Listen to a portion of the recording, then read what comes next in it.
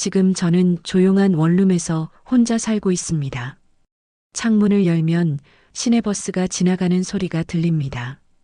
브레이크를 밟을 때마다 나는 낡은 쇠소리, 정류장에서 내리는 사람들의 발소리, 그리고 반찬가게 아주머니가 단골 손님에게 건네는 정겨운 인사소리까지, 이 모든 소리가 제게는 평화입니다.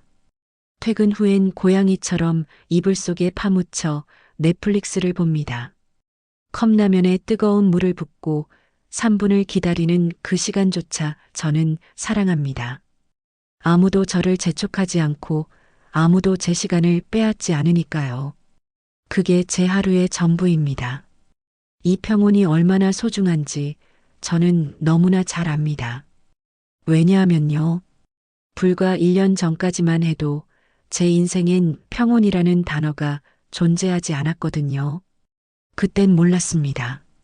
그 사랑이 의무로 변할 줄은, 그 의무가 어느새 빚이 되어 제 목을 조여올 줄은, 그리고 그 빚이 결국 제 인생을 통째로 집어삼킬 뻔했다는 것도요. 사실 제가 엄마와의 관계를 끊기로 결심한 날 가장 먼저 떠올랐던 건 어린 시절의 기억이었습니다. 초등학교 2학년 때였습니다. 학교에서 가족 그림 그리기 숙제가 나왔었어요. 저는 크레파스로 엄마를 그렸습니다. 노란색 원피스를 입고 활짝 웃고 있는 엄마를요. 그림 아래 이렇게 썼습니다. 우리 엄마는 세상에서 가장 예뻐요. 나를 제일 사랑해요. 그때의 저는 진심이었습니다. 엄마가 저를 안아주던 그 따뜻함, 잠들기 전 읽어주던 동화책, 학교 운동회 때 싸주던 김밥, 그 모든 게 사랑이라고 믿었습니다. 그런데 그 사랑은 언제부터 변질된 걸까요? 아니, 어쩌면 처음부터 조건부였던 걸까요? 엄마는 늘 저를 자랑스러워했습니다. 우리 딸은 은행 다니잖아. 믿음직하지. 동네 마실 나갈 때마다, 친구 만날 때마다, 심지어 길에서 우연히 아는 사람을 만났을 때도 엄마는 꼭 그 말을 했습니다. 마치 훈장처럼, 마치 자랑거리처럼. 처음엔 기분이 좋았어요. 저는 그냥 평범한 은행 창구 직원일 뿐인데 엄마 눈엔 그게 대단해 보였나 봅니다. 저도 그게 자랑스러웠고요. 엄마가 날 자랑한다는 게 뿌듯했습니다. 하지만 그건 제가 너무 순진했던 겁니다. 그땐 몰랐어요. 그 말 속에 엄마의 계산이 숨어 있었다는 걸요. 민정아, 이번 달 카드값이 좀 밀렸어. 너가 대신 좀 내줄 수 있지? 처음 부탁을 받았을 때 저는 망설이지 않았습니다. 딸이 어머니를 돕는 건 당연한 일이니까요. 엄마가 저를 키우느라 얼마나 고생했는지 저도 알고 있었습니다. 그래요, 엄마. 얼마예요? 50만 원만 다음 달에 꼭 갚을게. 그날 저는 인터넷 뱅킹으로 엄마 통장에 50만 원을 송금했습니다. 엄마라는 이름 석자만 봐도 가슴이 따뜻해지던 시절이었습니다. 하지만 다음 달 엄마는 돈을 갚지 않았습니다. 그리고 그 다음 달엔 또 다른 부탁이 왔습니다. 민정아, 이번엔 병원비가 좀 나왔어. 30만 원만. 엄마, 지난달 돈은요? 아, 그거 미안해. 이번 달 생활비로 다 써버렸어. 다음 달에 몰아서 줄게. 그때부터였습니다. 엄마의 부탁은 점점 늘어났고 고마워라는 말 대신 언제 줄 거야? 라는 말이 제 입에서 먼저 나올 정도로 지쳐갔죠. 민정아, 엄마 통장 좀 채워놔. 오늘 전기세 나가야 한대. 엄마, 저 이번 달에 세금도 내야 하고 적금도 부어야 해서. 그럼 딸이 그런 것도 못 해줘? 그 말투가 이상했어요. 예전엔 부탁할 게였는데 이제는 못 해줘? 로 바뀌었죠. 부탁이 아니라 당연한 의무처럼 들렸습니다. 마치 제가 안 해주면 불효자식이 되는 것처럼요. 밤마다 카톡이 울렸습니다. 민정아, 30만 원만. 급해. 빨리. 그 소리만 들어도 심장이 쿵 내려앉았어요. 카톡 알림음이 공포가 되어버린 순간이었습니다. 월급날만 되면 제 통장은 마치 엄마의 출금 창구처럼 비워졌습니다. 250만 원을 받으면 100만 원은 엄마에게 갔고 50만 원은 월세로 나머지는 생활비로 쓰이다 보니 제 통장엔 항상 10만 원도 남지 않았습니다. 친구들이 카페 가자고 해도 옷 사러 가자고 해도 저는 늘 핑계를 댔습니다. 나 이번 달 빠듯해서 다음에. 나 지금 다이어트 중이야. 거짓말이 늘어갈수록 친구들은 하나둘 멀어졌습니다. 그리고 저는 점점 혼자가 되어 갔습니다. 그땐 몰랐어요. 그 돈이 사랑의 증거가 아니라 예상 수입으로 계산되고 있었다는 걸. 어느 날 밤이었습니다. 엄마에게서 전화가 왔습니다. 새벽 1시였습니다. 여보세요? 민정아, 잤어? 아니요, 안 잤어요. 그럼 다행이다. 엄마 급한 일 생겼어. 내일까지 80만 원 보내줄 수 있지? 엄마, 저 이번 달 월급 벌써 다 썼어요. 그럼 카드 돌려 쓰든지 급전이라도 빌리든지 해. 엄마가 지금 급하다니까? 엄마. 아, 진짜. 말 맞네. 내가 나한테 얼마나 신세졌는데 이런 것도 못해줘? 그 말에 가슴이 무너졌습니다. 신세. 저는 엄마에게 빚진 존재였던 걸까요? 그날 밤 저는 처음으로 엄마의 전화를 받지 않았습니다. 진동으로 울리는 핸드폰을 베개 밑에 숨긴 채 이불을 뒤집어 쓰고 울었습니다. 하지만 그 작은 침묵이 앞으로 벌어질 폭풍의 시작이 될 줄은 몰랐어요. 며칠 후 엄마가 집으로 찾아왔습니다. 초인종도 누르지 않고 비밀번호를 눌러 들어왔습니다. 예전에 제가 알려준 비밀번호였습니다. 너 요즘 왜 연락이 없니? 현관문을 열고 들어선 엄마의 얼굴은 차가웠습니다. 엄마, 저 좀 쉬고 싶어요. 쉬긴 뭘 쉬어. 엄마가 너 키우느라 평생 고생했는데 그깟 돈이 아까워? 그 말에 숨이 막혔습니다. 그깟 돈. 제가 아침 7시에 일어나 화장하고 구두 신고 지하철 타고 9시간 동안 웃으며 손님 응대하고 퇴근 후엔 녹초가 되어 침대에 쓰러지는 그 모든 시간이 만들어낸 돈이 그깟이라고 표현되는 순간이었습니다. 엄마, 저 돈이요. 저도 일주일 내내 일해서 받는 거예요. 그럼 엄마는 놀았어? 그럼 내가 너 대학은 왜 보냈는데? 엄마, 그건 뭐가 그건이야. 내가 지금 대학 나와서 은행 다니는 게 누구 덕분인데? 엄마가 밥 굶어가며 학원비 댔잖아. 엄마의 목소리는 점점 커졌습니다. 그래서 엄마는 평생 날 ATM처럼 쓸 거예요? 제 입에서 나온 말에 저 스스로도 놀랐습니다. 엄마는 잠시 말을 멈췄습니다. 그리고 천천히 말했습니다. 뭐라고? 엄마, 저도 제 인생이 있어요. 제 꿈도 있고 제 미래도 있어요. 엄마가 저 키운 건 감사하지만 그렇다고 제가 엄마 인생까지 책임져야 하는 건 아니잖아요. 그 순간 제 안에서 무언가 부서졌습니다. 사랑이 아니라 거래였구나. 저는 엄마에게 딸이 아니라 수익원이었구나. 엄마, 제 통장은 은행이 아니에요. 뭐? 엄마, 저 이제 제 돈, 제 인생 챙길래요. 한참의 침묵이 흘렀습니다. 그리고 엄마는 차가운 한마디를 남겼습니다. 너는 더 이상 내 딸 아니다. 현관문이 쾅 닫혔습니다. 그 소리가 제 귓가에 오래도록 울렸습니다. 그날 밤 저는 소파에 앉아 멍하니 천장만 바라봤습니다. 엄마를 잃은 기분이었습니다. 아니, 어쩌면 저는 진짜 엄마를 가져본 적이 없었는지도 모릅니다. 그 말이 제 인생을 바꿨습니다. 며칠 후 사촌 언니에게 전화가 왔습니다. 민정아, 지금 시간 돼? 응, 언니. 무슨 일이야? 이모가 동네에서 내 이름으로 빚을 냈다더라. 순간 귀가 멍해졌어요. 뭐라고? 대부업체에서 전화 왔었대. 연체됐다고.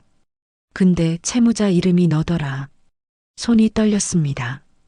저는 바로 신용정보 조회를 했습니다.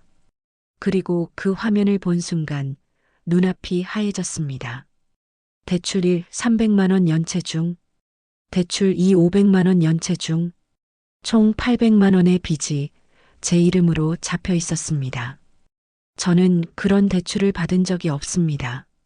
믿고 싶지 않았지만 확인해 보니 서류엔 엄마의 서명과 제 위조된 인감이 찍혀 있었습니다. 그 순간 모든 게 무너졌습니다. 엄마가 제 이름을 도용한 겁니다. 저는 미친 듯이 엄마에게 전화를 걸었습니다. 여보세요? 엄마, 이게 무슨 짓이에요? 무슨 소리야? 제 이름으로 대출 받은 거 엄마가 한 거 맞죠? 한참의 침묵 후 엄마는 말했습니다. 그래, 내가 했어. 그게 뭐 어때서? 엄마, 어차피 내 돈 쓸 거 내 이름으로 받으면 이자 더 나오잖아. 내 이름으로 받으면 싸게 받을 수 있다길래. 엄마, 그건 범죄예요. 명의도용이라고요. 범죄? 내가 낳은 딸 이름 쓰는 게 범죄야? 더 이상 대화가 통하지 않았습니다. 저는 전화를 끊고 집으로 달려갔습니다. 엄마 집이 아니라 제가 예전에 살던 방, 아직 제 짐이 남아있는 곳이었습니다. 그리고 그곳에서 저는 발견했습니다. 책상 서랍에서 낡은 공책 하나를. 엄마가 쓰던 가계부였습니다. 펼쳐본 순간 눈물이 쏟아졌습니다. 민정 2023년 3월 50만 원. 민정 2023년 4월 100만 원. 민정 2023년 5월 30만 원. 날짜와 함께 꼼꼼히 적혀 있었습니다. 마치 제 존재가 수입 항목처럼. 그 밑엔 이렇게 적혀 있었습니다.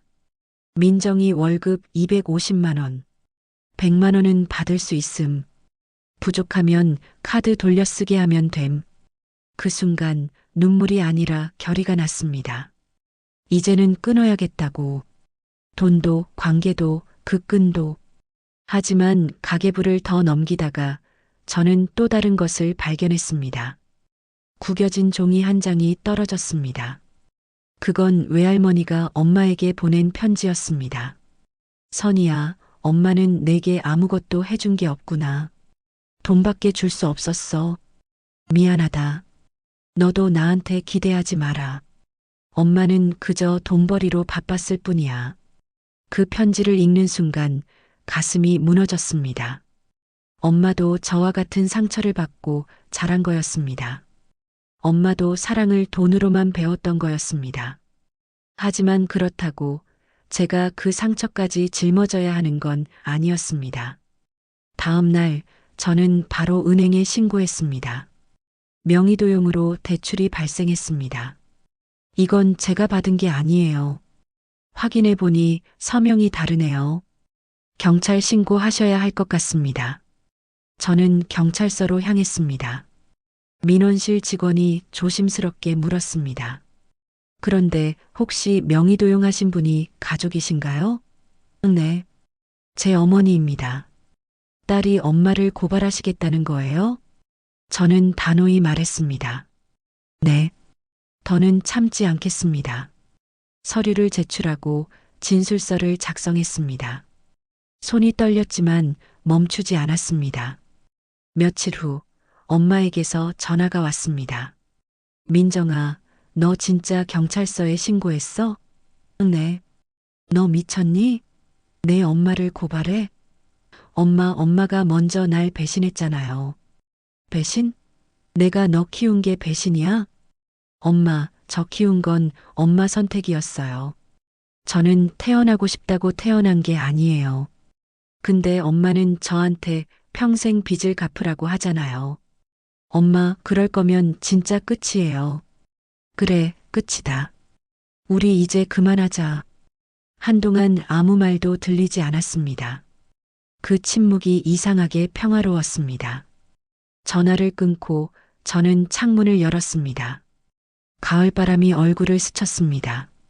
그날 밤 저는 처음으로 통장 잔액을 보고 미소 지었습니다. 잔액 184만 원, 비로소 제 돈이 제 삶의 숫자로 보였거든요. 시간이 흘렀습니다. 처음 몇 달은 힘들었습니다. 엄마 없는 명절, 엄마 없는 생일, 엄마 없는 일상. 혼자라는 게 이렇게 무겁고 또 이렇게 가벼운 줄 몰랐습니다. 하지만 저는 서서히 회복했습니다. 이제는 퇴근 후 커피 한 잔이 세상에서 가장 큰 호사입니다. 누구의 허락도, 누구의 기대도 없이 사는 매일이 낯설지만 따뜻합니다. 저는 제 돈으로 제가 좋아하는 것들을 샀습니다. 책, 향초, 예쁜 머그컵, 부드러운 이불, 그리고 저를 위한 저축을 시작했습니다. 통장에 돈이 쌓여가는 걸 보며 처음으로 미래를 꿈꿨습니다. 그리고 저는 작은 것부터 시작했습니다. 퇴근 후 서점에 들러 제가 읽고 싶은 책을 골랐습니다. 주말엔 혼자 카페에 가서 아무도 방해하지 않는 시간을 가졌습니다. 그러다 문득 제가 항상 하고 싶었던 게 생각났습니다. 글쓰기. 저는 어렸을 때부터 글 쓰는 걸 좋아했습니다. 일기를 쓰고 시를 쓰고 짧은 이야기를 쓰는 게 즐거웠죠. 하지만 엄마는 그런 저를 이해하지 못했습니다. 그런 거에서 뭐하니? 돈이나 잘 벌어. 그 말에 저는 글쓰기를 포기했습니다. 하지만 이제는 다릅니다. 저는 온라인 글쓰기 모임에 가입하고 매주 짧은 에세이를 쓰기 시작했습니다. 제 경험을, 제 감정을, 제 생각을 글로 풀어냈습니다. 그리고 그 글들이 조금씩 사람들에게 공감을 얻기 시작했습니다. 저도 비슷한 경험이 있어요. 글 읽고 위로받았어요. 당신의 용기가 저에게도 힘이 됩니다. 그 댓글들을 읽으며 저는 깨달았습니다. 제 상처가 누군가에게는 위로가 될 수 있다는 것을. 혼자 사는 게 익숙해질 무렵 저는 새로운 사람들을 만나기 시작했습니다. 글쓰기 모임에서 만난 언니 하나, 같은 고민을 나누며 친해진 직장 동료 하나, 우연히 카페에서 알게 된 이웃 하나. 그들은 저에게 아무것도 요구하지 않았습니다. 제 월급을 묻지도 않았고 제게 빚진 기분을 주지도 않았습니다. 그저 제 이야기를 들어주고 함께 웃어주고 힘들 때 옆에 있어 주었습니다. 어느 날 글쓰기 모임 언니가 말했습니다. 민정아, 너 요즘 표정이 많이 밝아졌다. 그래요? 응. 처음 봤을 땐 항상 불안해 보였는데 이젠 편안해 보여. 그 말을 듣고 깨달았습니다. 가족은 피가 아니라 선택이라는 것을. 저를 진심으로 아껴주는 사람들, 제가 진심으로 아끼고 싶은 사람들, 그들이 제 진짜 가족이라는 것을요. 가끔 엄마 생각이 납니다. 하지만 이상하게도 미움보다 안타까움이 먼저 밀려옵니다. 어쩌면 엄마도 사랑을 돈으로만 배운 세대였는지도 모르겠어요. 엄마도 그렇게 자랐을 겁니다. 부모에게 효도는 돈으로 하는 거라고, 자식은 부모의 노후를 책임져야 한다고. 하지만 그게 전부는 아니잖아요. 사랑은 존중이고 신뢰고 경계였으니까요. 햇살 아래서 눈을 감으며 저는 속삭입니다. 엄마, 이제야 저답게 살아요. 엄마와 연을 끊고 1년이 지났을 때 저는 큰아버지에게 전화를 받았습니다. 민정아, 내 엄마 얘기 좀 들었니? 무슨 얘기요? 엄마가 요즘 많이 힘들어 하신다더라. 동네에서 혼자 사시는데 건강도 안 좋으시고. 가슴 한편이 아팠지만 저는 침묵했습니다. 큰아버지는 한숨을 쉬며 말을 이었습니다. 민정아, 내 엄마도 사실 힘든 삶을 사셨어. 네. 너희 외할머니가 돌아가시기 전에 내 엄마한테 이렇게 말씀하셨대. 나는 너한테 아무것도 해준 게 없다. 그러니 너도 나한테 기대하지 마라. 그 말을 듣고 내 엄마가 얼마나 울었는지 아니? 저는 처음 듣는 이야기였습니다. 내 엄마는 사랑을 돈으로만 받고 자랐어. 외할머니가 일만 하시느라 집에 안 계셨거든. 그래서 내 엄마는 돈이 곧 사랑이라고 배운 거야. 자식한테 돈을 주는 게 사랑이고 자식이 돈을 주는 게 효도라고. 그 말을 듣는 순간 가슴이 무너지는 것 같았습니다. 엄마도 피해자였던 건가요? 엄마도 제대로 된 사랑을 받아본 적이 없었던 건가요? 그렇다고 내가 엄마를 계속 책임져야 한다는 건 아니야. 하지만 내 엄마도 그렇게밖에 사랑할 줄 몰랐던 거야.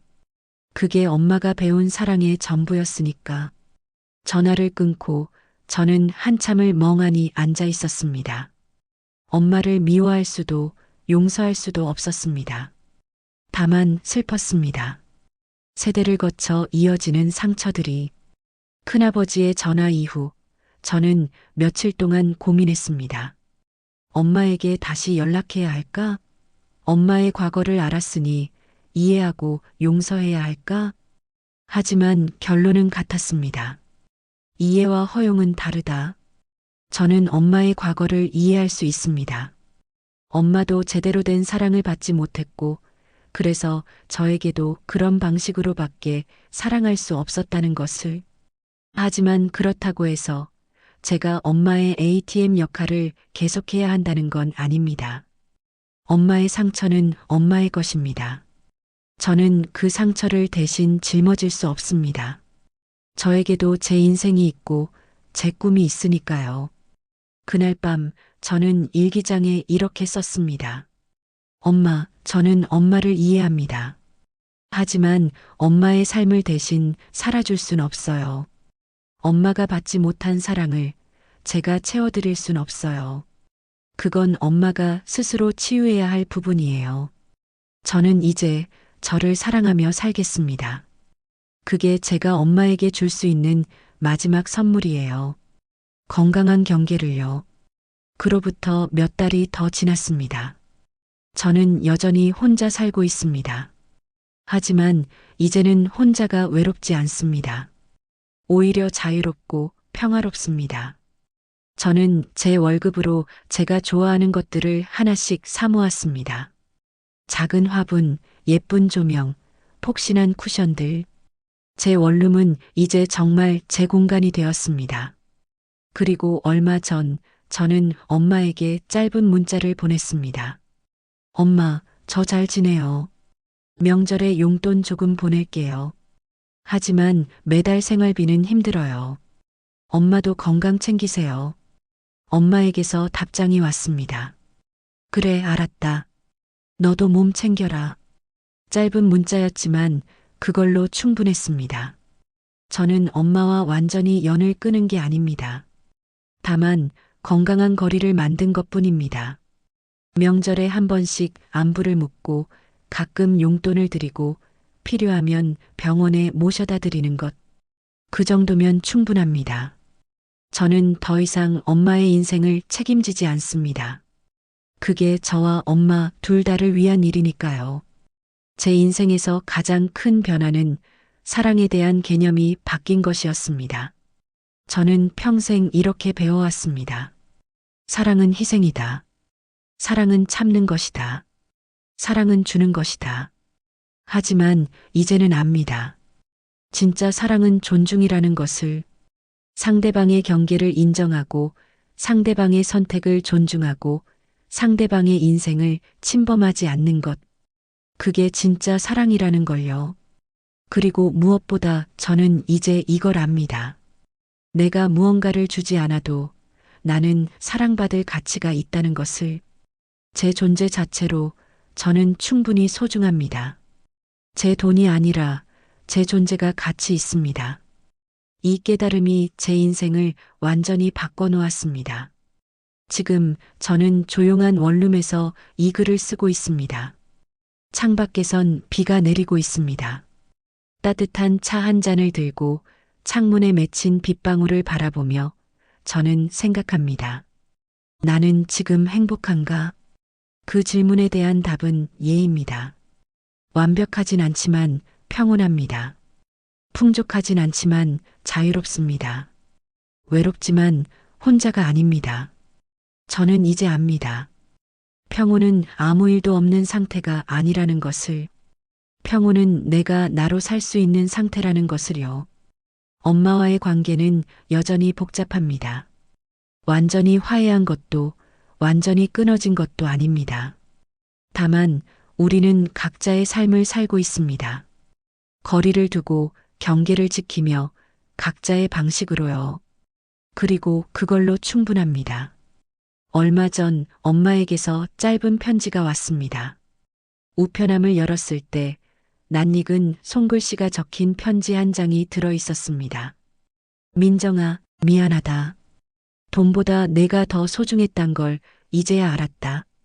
너 없이 사는 게 이렇게 힘든 줄 몰랐어. 돈은 다시 벌면 되더라. 근데 딸은 다시 못 만들더라. 엄마가 잘못했다. 그 편지를 읽으며 울진 않았습니다.